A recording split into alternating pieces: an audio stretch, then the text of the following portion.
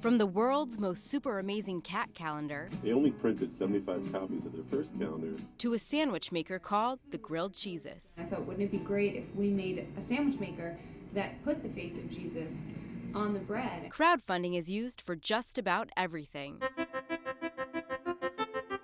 But the popular trend isn't just for fun and games. So this was a picture of us with all of the kids from the orphanage. A growing number of college students are turning to sites like GoFundMe and Kickstarter to help those in need halfway across the world. It's so easy for people to log on to GoFundMe and start an account and start a fundraiser within 15 minutes.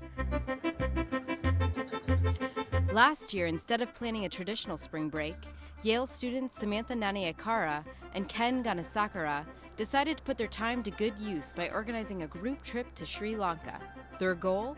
To help an orphanage in need. We're both Sri Lankan American, and we'd never really engaged with the country in like sort of a service capacity, and we wanted to sort of give back to the culture that's given us so much. But they needed funds for the things they wanted to do at Sinhinda Children's Home, like install a new water pump, buy new beds and mattresses, get new uniforms for the kids, and teach them English.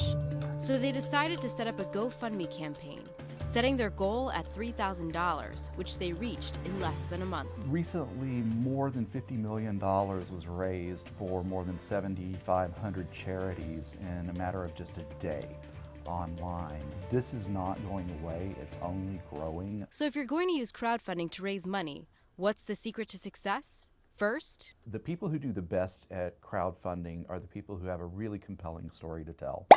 So when we set up our account, we made sure that we had a very compelling description of our trip. So we talked about the kids we were going to be working with and their background and how much they needed the resources that this money could give them. a good picture on your campaign page is also key. We had a really, really cute kid from the orphanage. Another tip? Get the word out about your campaign to as many people as possible.